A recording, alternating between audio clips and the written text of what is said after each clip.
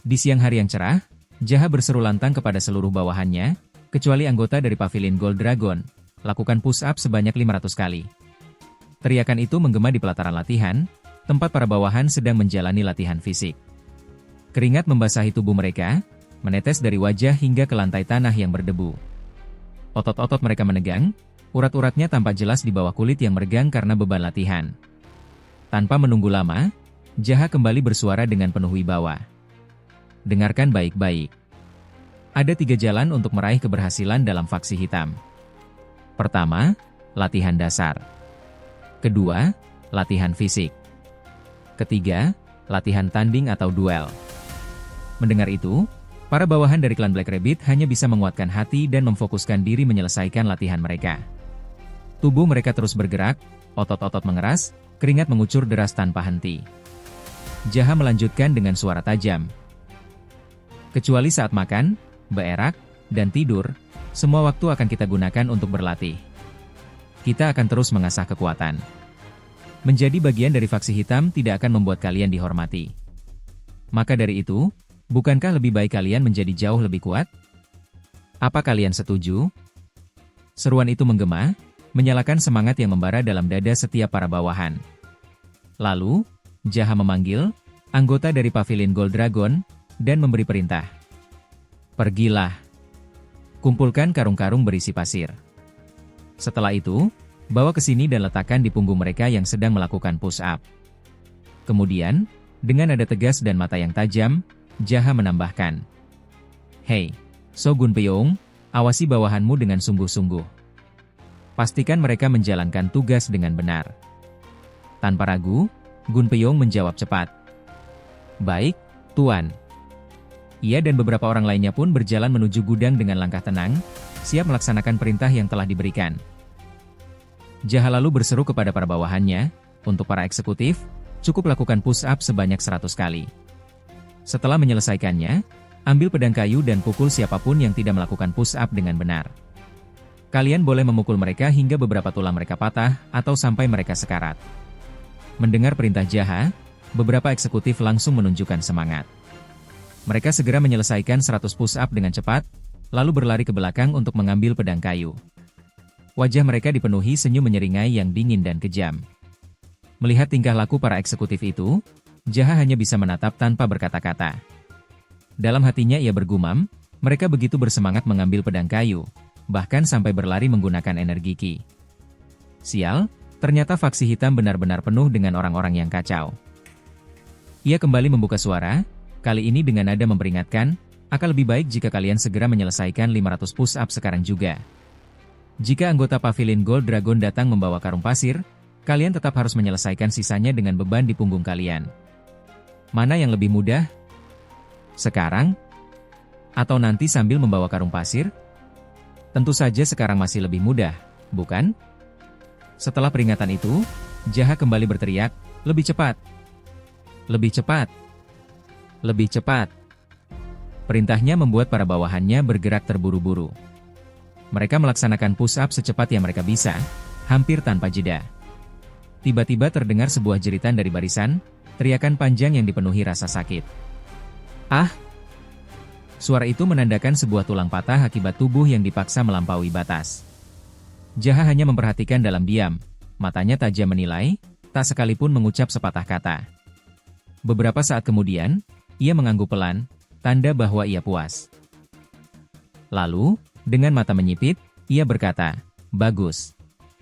Kemudian ia menambahkan, teriakan barusan cukup menggambarkan rasa sakit kalian dengan baik. Jaha kembali membuka suara, nada bicaranya tenang namun penuh tekanan. Aku akan mengizinkan kalian berteriak, jadi jangan ragu. Teriaklah sekeras-kerasnya sesuka kalian. Beberapa saat kemudian, pelataran pelatihan dipenuhi oleh suara teriakan putus asa dari para bawahan. Di antara jeritan itu, terdengar bunyi pukulan pedang kayu menghantam tubuh, buk, buk, buk. Suara khas dari pedang kayu yang digunakan tanpa belas kasihan. Dengan senyum dingin yang menyiratkan kejamnya niat, Jaha melanjutkan. Bagi 5 orang tercepat yang berhasil menyelesaikan push-up, sebanyak 500 kali, akan mendapatkan hadiah berupa upah harian. Jadi, lakukan dengan sungguh-sungguh. Siapa cepat, dia dapat. Setelah mengucapkan perintah itu, Jaha meninggalkan pelataran dan melangkah masuk ke dalam gedung utama klan Black Rabbit.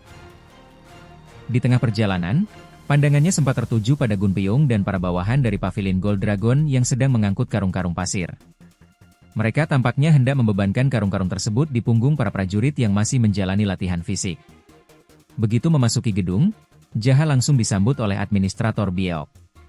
Tanpa basa-basi, sang administrator menyerahkan sebuah buku ke tangan Jaha. Jaha menerima buku itu dengan tatapan terkejut. Ia memandangi sampulnya lekat-lekat, seolah tak percaya dengan apa yang dilihatnya. "Bukankah ini?" ucap Jaha lirih. "Buku yang memuat informasi tentang 12 Heavenly Generals?" Diam sejenak, Jaha tampak mematung. Matanya menatap buku itu seolah menyadari betapa berharganya informasi yang kini berada di tangannya. Melihat reaksi Jaha, administrator Byeok tersenyum tipis dan berkata dengan nada percaya diri. "Saya yakin Anda penasaran dengan bentuk topeng mereka, teknik bela diri, senjata, serta sosok dari masing-masing 12 Heavenly Generals." Dengan senyum lebar, administrator Byeok berkata, "Karena itulah saya merangkum semua yang saya ketahui, dan menuliskannya lengkap beserta ilustrasinya." Jaha membuka buku itu perlahan dan mulai membacanya dengan penuh perhatian. Setelah beberapa halaman, ia berkomentar, "Luar biasa, terutama bagian gambarnya." Namun, tak lama kemudian, sorot mata Jaha berubah. Ia menyipitkan mata, memperhatikan satu informasi yang tampaknya asing baginya. Dalam hati, ia bergumam, banyak hal yang belum kuketahui di sini. Apa mungkin dia tahu semua ini karena pernah berhubungan langsung dengan mereka?" Tiba-tiba, ia terhentak oleh satu tulisan. Tanpa sadar, ia berseru, Red Monkey seorang wanita?" Administrator Byeok mengangguk perlahan. "Benar, Tuan. Red Monkey adalah murid yang cukup spesial. Ia seorang wanita, yang dulu ditugaskan untuk mencuri berbagai benda atas perintah guru besar Daena Chal. Uang hasil curian itulah yang ia gunakan untuk belajar seni bela diri."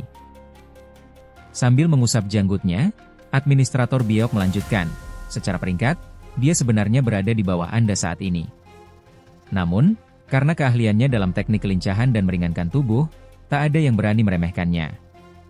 Jaha menyeringai, nada suaranya sinis dan penuh keraguan. "Apa dia memang sekuat itu?" Administrator Byeok menjawab dengan tenang, "Ada orang-orang yang terlahir dengan bakat tertentu.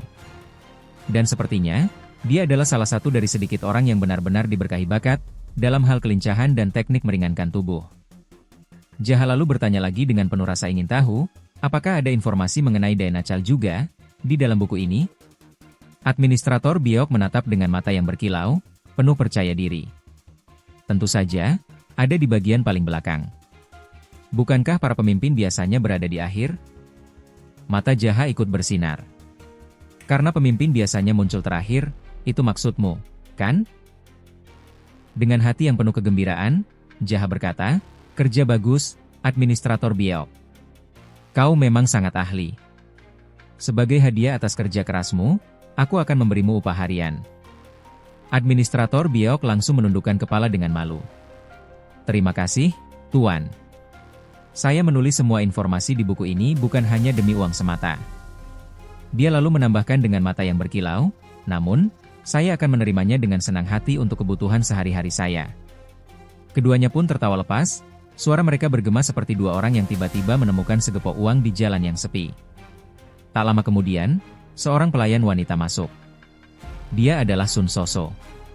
Dengan rasa takut, dia menundukkan kepala dan berkata dengan suara lembut, "Ketua klan." Jaha segera menoleh ke arahnya dan tersenyum ramah. "Iya? Oh, ternyata ini dia, kepala pelayan baru kita, Sun Soso, yang selalu berbicara selembut salju. Ada apa?" Dengan sedikit keringat di dahinya, Sun Soso menjawab, "Di luar ada seseorang yang mencari Anda. Dia memakai topeng berwarna merah." Jaha bertanya dengan sedikit rasa penasaran, "Topeng? Dia memakai topeng seperti apa?"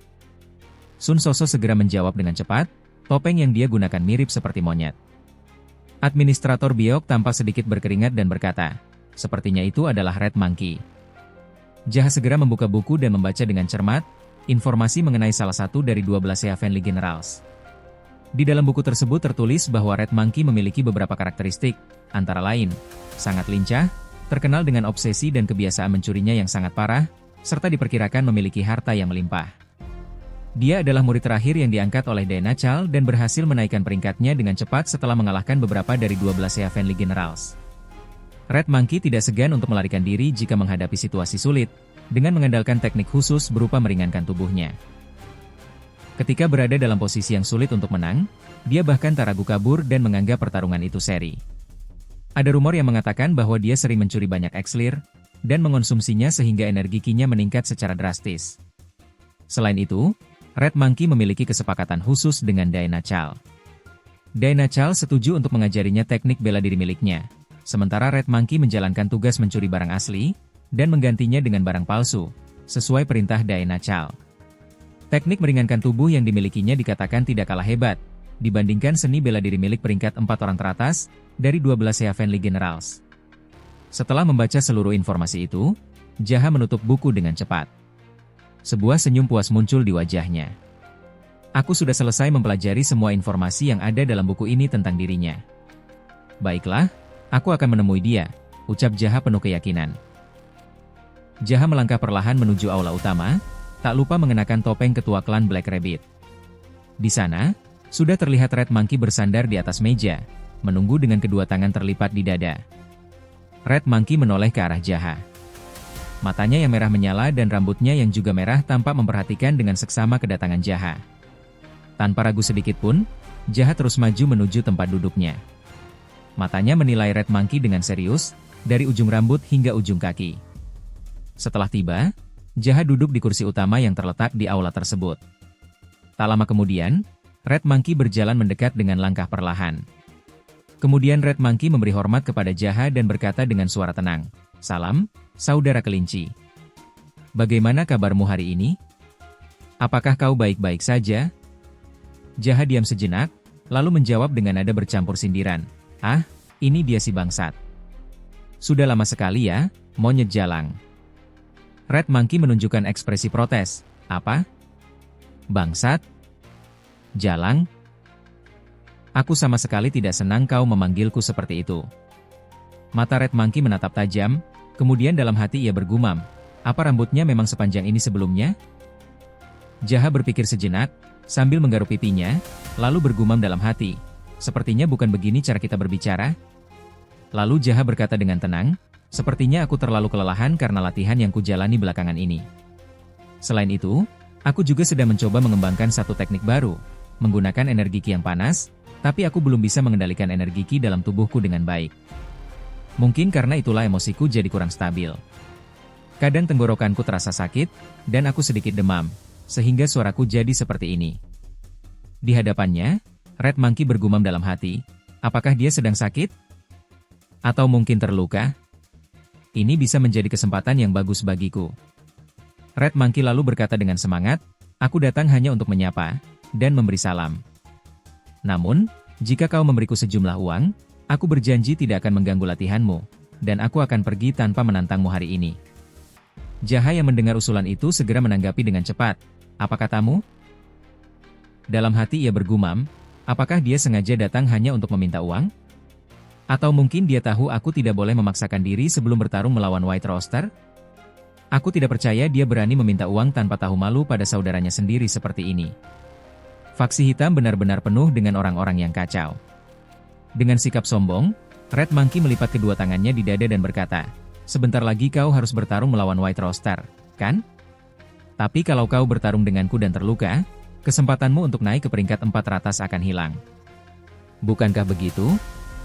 Jaha, dengan sedikit kesal dan tatapan tajam, membalas, "Apa selama ini kau merampas uang dari saudara-saudaramu seperti ini? Memangnya kau itu pengemis busuk?"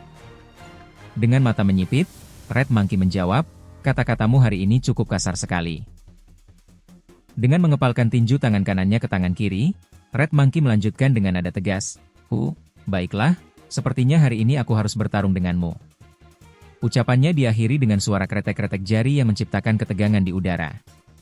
Jaha menatapnya dengan tenang, lalu berkata, "Baiklah, saudari monyet, berapa banyak uang yang kau minta?" Mendengar itu, suasana hati Red Monkey berubah seketika. seolah amarah yang tadi ada, menghilang tanpa jejak. Ia menjawab dengan suara pelan, "Aku hanya meminta sedikit, cukup 30 tael perak saja. Aku berjanji tidak akan menunjukkan batang hidungku lagi di sini untuk sementara waktu. Atau kau bisa memilih untuk bertarung dengan saudari tercintamu hari ini." Di balik topengnya, Red Monkey tersenyum samar. Dalam hati, ia bergumam, karena dia sedang dalam kondisi buruk. Setelah latihan, aku yakin dia tidak akan melawanku. Apa mungkin aku harus meminta uang sedikit lebih banyak? Jaha membalas dengan senyum dingin dan penuh ancaman. "Saudari monyet, aku juga punya tawaran untukmu. Jika kau menyerahkan semua hartamu, aku akan berbaik hati membiarkanmu pergi dengan tubuh yang utuh." Bukankah kita berdua ini saudara? Mendengar ucapan Jaha, Red Monkey terdiam, matanya membelalak, tak mampu berkata apa-apa. Seperti disiram air dingin, tepat di wajahnya.